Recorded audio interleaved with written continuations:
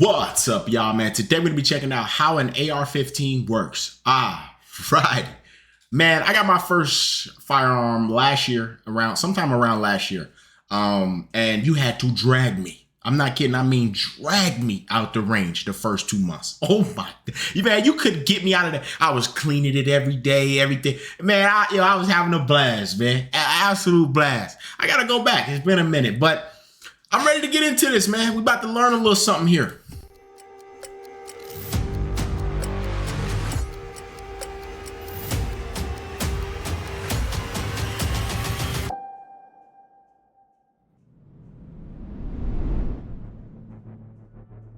Pressing the magazine release frees the magazine from the lower receiver.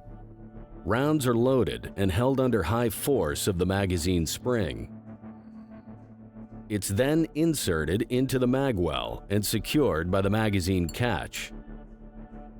Pulling and releasing the charging handle chambers the first round. The charging handle forces the bolt carrier group to the rear. As it comes back, the action spring is compressed.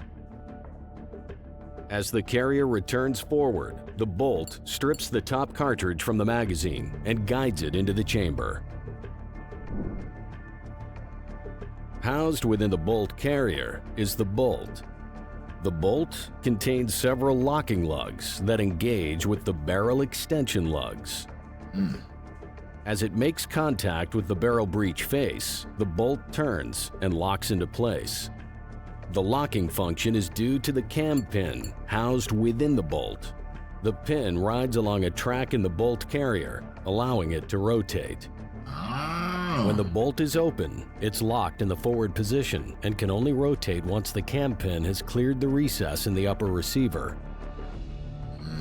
That's smart. In the rare occurrence where the bolt fails to fully close, the forward assist may be used. Pressing the forward assist plunger allows the pawl to engage with the notches cut into the bolt carrier.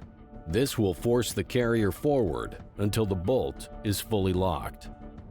I didn't even know With that the was a thing. selector taken off the safe position, the AR-15 is ready to fire.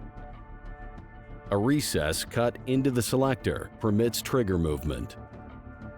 As the trigger is pulled, the hammer is released from the sear. The hammer spring drives the hammer forward to strike the firing pin, causing it to travel forward and impact the cartridge primer.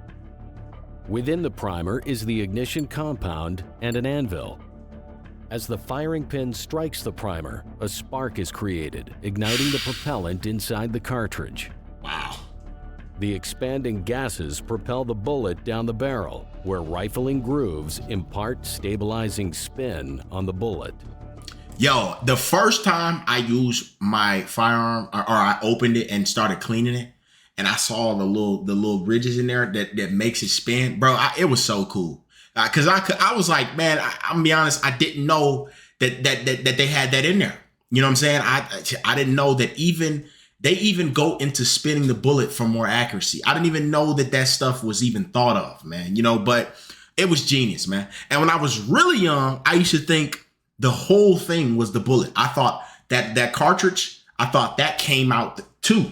I don't know why. I wasn't really very smart with weapons and stuff like that. So it was really, really cool to learn that all of that is just filled with gunpowder and stuff. You know what I'm saying? So it was pretty cool, man. And the bullet actually for a 9mm is pretty small. So I learned that I took a class and all these different things, but it was pretty cool, man. But this is wild. Stabilizing spin on the bullet. The gases escape through a small port in the barrel, through the gas tube, and into the bolt carrier key, forcing it to the rear. It's the gas that makes it, wow. The extractor grips the rim of the spent cartridge case and holds it against the bolt face until the ejector forces it through the ejection port, striking the deflector as it exits. And they got a deflector so it don't hit you. Wow, that's crazy. As the bolt carrier comes back, it returns the hammer to its cocked position and stays held back by the disconnector. When the buffer reaches the back of the receiver extension, the action spring returns the bolt carrier forward. As it returns, the bolt strips a new cartridge from the magazine and directs it into the chamber. And this all happens so fast. Simultaneously, the extractor clips into the rim of the new cartridge. Releasing the trigger releases the hammer from the disconnector, and again the trigger sear assumes control of the hammer, readying the rifle for another shot. Military variants of the AR-15, such as the M16 and M4, had a third option for fully automatic fire. The inclusion of an auto sear and a hook on the back of the hammer allow continuous operation while the trigger is depressed. Moving the selector to auto, the disconnector is disabled from moving and will be unable to hold the hammer when fired. The auto sear is now able to rotate into a recess in the selector. After a shot is taken, the auto sear rotates forward as the bolt carrier comes back, taking control of the hammer. As the bolt carrier returns forward, the back of the carrier trips the auto sear, releasing the hammer just after the bolt closes. Wow, man, that is so Releasing sick. the trigger allows the sear to again assume control of the hammer. In order to conserve ammunition and promote greater accuracy, a burst mode was later introduced. With the auto sear still present, the disconnector is split in two. The left disconnector takes control of the hammer in semi-fire mode. Switching to burst fire disables the left disconnector. The burst cam and clutch spring allow the M4 to fire up to 3 rounds at a time. The clutch spring expands to rotate the cam only when the hammer moves in reverse. As the trigger rotates forward, the burst disconnector engages the deep notch of the cam. The cam rotates as the hammer is brought back and the disconnector engages the first small notch. This isn't enough for the disconnector to hold the hammer, and the auto sear is tripped to fire another round. The cam rotates again, and the cycle is repeated. And then it does a third one. Look at the shape. The cam rotates once more, and the hook engages the third, deeper notch. You can't tell me this ain't genius, bruh. Oh my goodness. Listen, this is a work of art, man. Look, so I understood immediately. Once I looked at this little spiral thing, that I'm gonna be honest, bro, this probably made the most sense to me out of everything I just watched. The automatic one, bro, I'm gonna have to rewatch that. That one was a little tough for me to get. You know what I'm saying?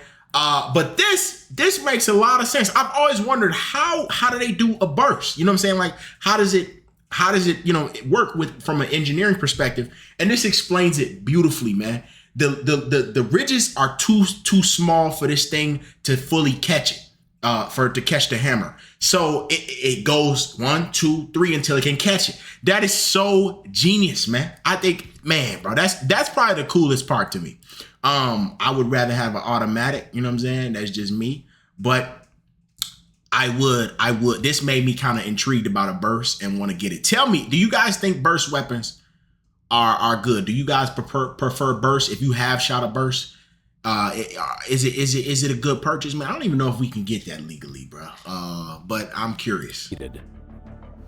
The cam rotates once more, and the hook engages the third, deeper notch. The disconnector is now able to reach the hammer, holding it back.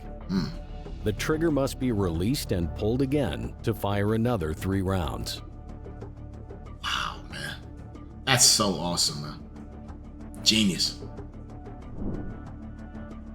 Once the final round of ammunition has been fired, the magazine follower pushes up on the bolt catch, holding it open as it returns forward. Inserting a new magazine and pressing the bolt catch will chamber a new round. Using a cartridge, the front sight post can be adjusted up or down for zeroing. I didn't know that. The rear sight includes 2 apertures. For short ranges, the 0 to 200 meter is used. For longer ranges, the smaller aperture is used. Turning the elevation knob will raise and lower the sight depending on the distance. The knob on the right of the sight is used to adjust for windage. The calibration lines on the back of the sight help control windage adjustments during firing. The carry handle on the AR-15 can be removed to allow for alternative optics, such as holographic sights, or longer range scopes like the ACOG.